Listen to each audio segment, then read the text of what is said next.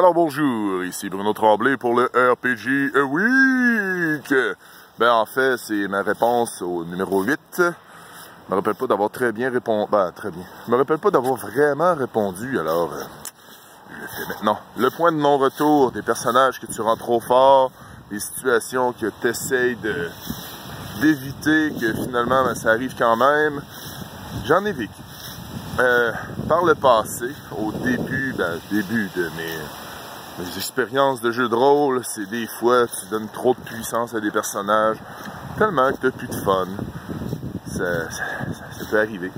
Puis aussi, ben, c'est comme ça m'est arrivé relativement récemment. Je donnais des trucs à des personnages. C'est comme, ok, ben tu peux refaire ton perso, mais tu sais, genre avec des niveaux plus... Tu sais, pas refaire ton perso avec des niveaux...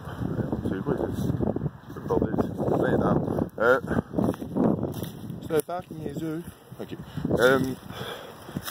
Tu refais tes... Ben, disons, tu dis à tes joueurs, bon, ben, tu peux continuer la partie avec un nouveau personnage, puis tu commences plus haut niveau, ben, c'est une erreur à faire.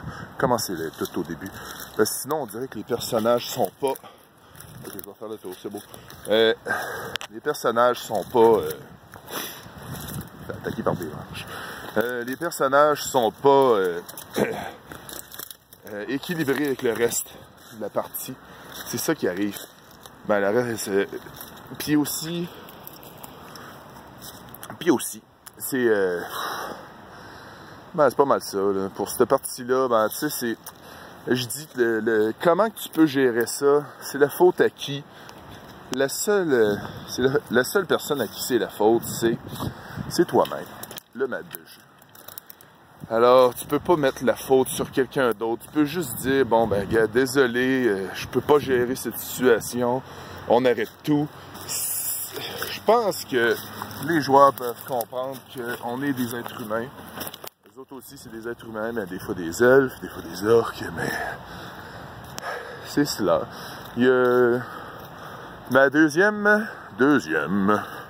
Ouais, parce que cette vidéo est aussi une mise à jour, parce que ça va être fait. J'ai participé à un Con Plus One fin de semaine passée, mais vendredi en fait. C'était super cool. C'était pour une bonne cause. Ben moi, je le faisais aussi pour jouer l'excellent Danny, l'excellent Vincent, Sébastien que je ne connaissais foutrement pas, et ben, le maître de jeu François qui est toujours sa coche. Fait que les gars, prenez-en des compliments parce que vous en méritez en masse. C'est le fun de jouer avec vous autres, à l'écoute.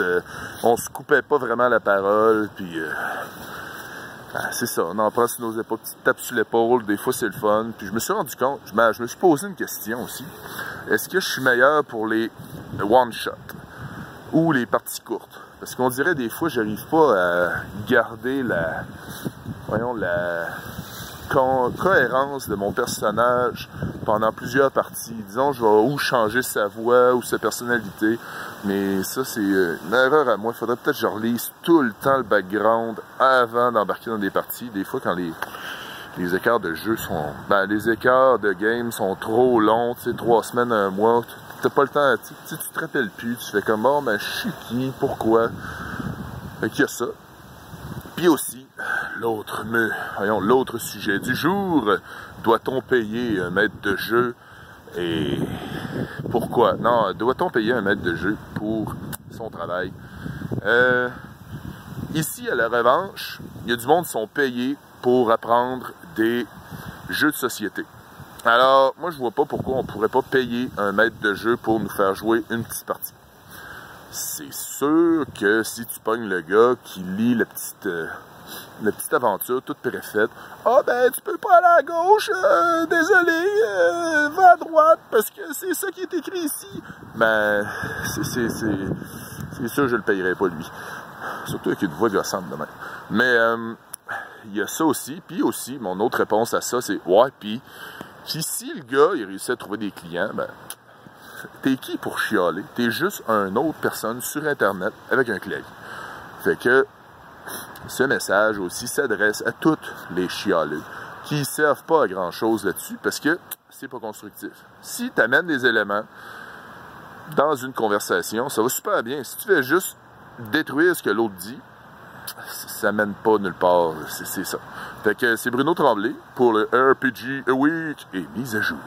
Alors, la question du RPG A Week suivra demain, je crois. Alors, bonne journée!